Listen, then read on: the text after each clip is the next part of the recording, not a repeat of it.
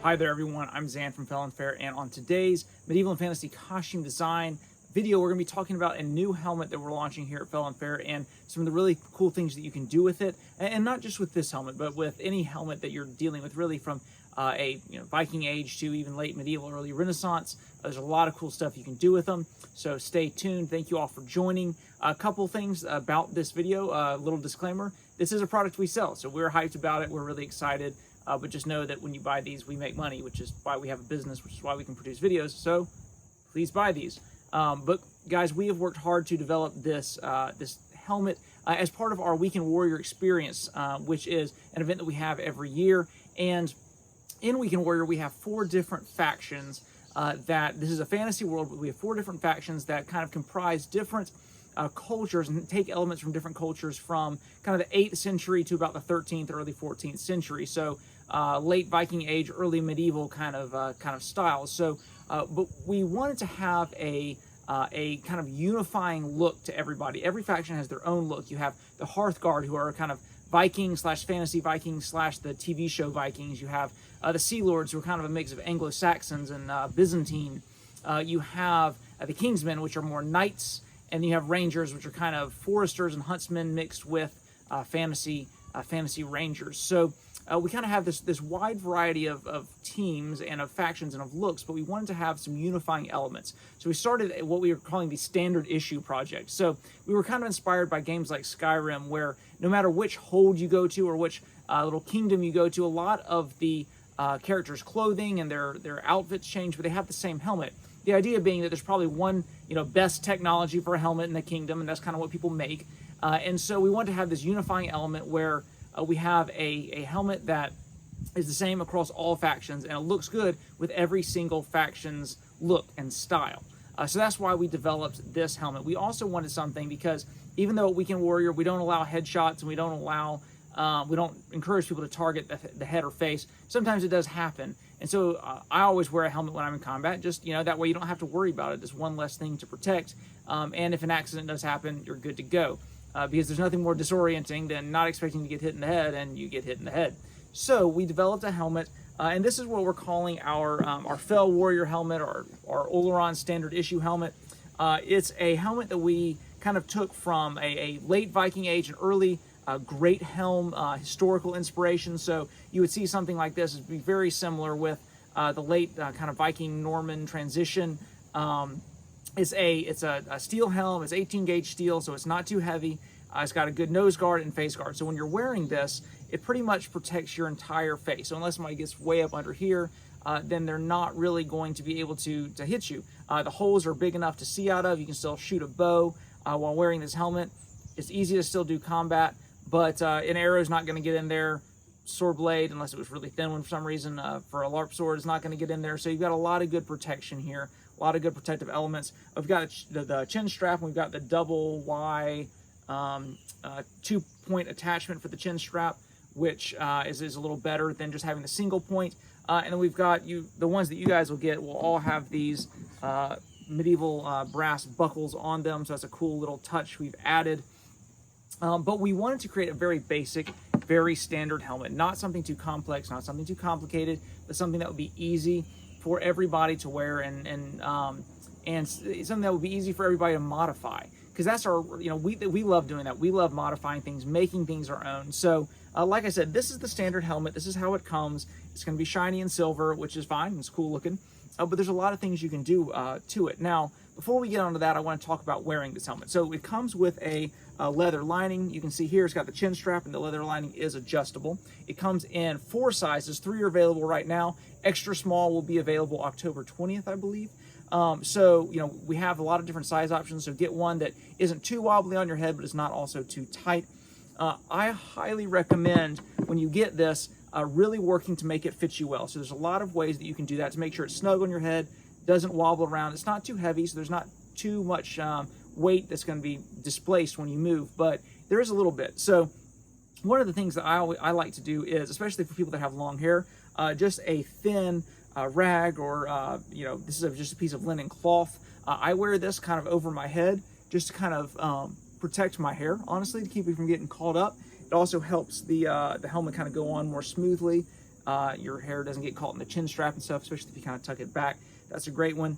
Also, another great one is this is our Warriors hood that we sell on the Felon Fair shop. There's a lot of similar things, Viking hoods and such. I almost always wear a hood under my helmet. That keeps you from having like the bobblehead effect, where you have this big helmet, this big head, and a skinny little neck. So that's a great option. Also, once again, protects your head from hot spots or stuff rubbing against it.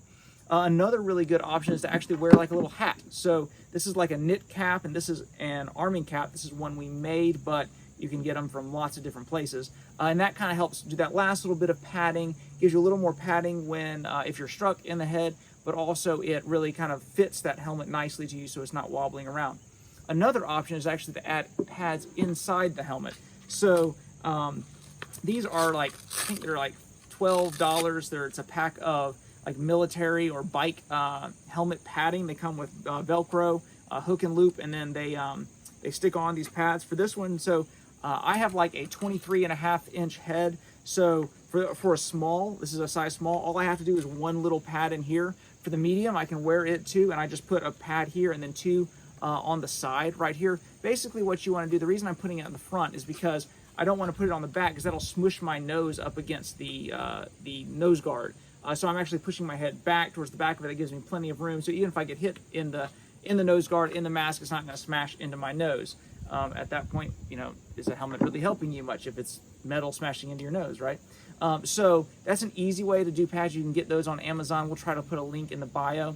And so, those are some real quick and easy ways. And like I said, this doesn't just apply for our helmets. This works for a variety of different helmets and different styles. These are good little tips on how to wear them, because a lot of people don't understand it. They just get a helmet, they throw it on, then they get out to the field, they get out to an event, and they're wondering, why is this not functional? Why is this not helping me? Why is this hindering me? So these are the little things that you can do to really make your helmet more effective. Now, something else you can do is you can paint your helmets. Now, we have a video on painting helmets that we did with an Epic Armory helmet. We'll put the link in the bio as well, so you guys can check it out. But we love to paint our helmets. It's a great way to customize. So when you get your helmet and it's all shiny, the first thing you can do is you can degrease it. Use like some degreasing soap. We do a spray primer paint, or a spray paint primer coat to kind of keep it from, a lot of times the water-based paint will actually begin to rust your helmet underneath, because these are steel. And then after that spray primer, we go in with latex paint, and we have paint codes for, if you're coming to Weekend Warrior, we have paint codes for all the different faction paints. Actually on the faction pages on the website, but you can get whatever, I like outdoor latex paint. It's pretty durable. So we painted this one, for example. We did the design, we did the yellow, you can see here. This is one that one of our team members, Lily, did for the Rangers. She actually, she got some moss and then there's actually some rosemary, I think, but some pine needles to like kind of create this Ranger kind of camouflage, kind of just rustic looking helmet. So, this also helps personalize it, right? So a ranger who's running around the woods all the time, first of all, doesn't want to have to polish a helmet all the time. They want to protect it. So painting is a good job. And then also this blends a little better than this does. So these are great ways to really make not only your helmet your own, but to serve the function that it's supposed to do. Now, if you're really over the top and you're really extra and you want to be like me, you can do something like this. So I added feathers here. These are actually going to be white feathers by the time Weekend Warrior rolls around. Because I'd always loved the Knights of Dol Amroth and kind of that Polish hussar look. So I'm going to add some seagull feathers to the top of my Sea Lord helmet here. I've wrapped a piece of linen around it, one to hide the attachment points for the feathers, but also just adds a cool new look. So this helmet now looks very different from, this helmet, which is the basic helmet with a patina, or, this helmet, which is your basic shiny helmet. So these look almost indistinguishable. But they're all the same helmet, which is really cool. This one also I actually took to my anvil, and I got a ball peen hammer, the rounded type hammer, and I kind of hammered it all over to give it that hammered hand forged look, that was really fun and really cool. Very loud, but a lot of fun to do. So when you get your, helmet like this, or, you can get it like this. So we actually do make them available with the patina already on them. When you get it like this, think of this as a blank canvas. It's a place to start. And there's so many things you can do. We always love to hear your questions. And if you have any comments, definitely please send them to us. Contact us on Instagram or on through email at contact@felonfair.com. You can also reach us through our websites and that sort of stuff. Thank you, everybody. This was a fast video. We're outside today because the shop is very busy and it's making a lot of noise right now. But thank you all for joining us today. Please do like, comment, subscribe to the channel. That helps us.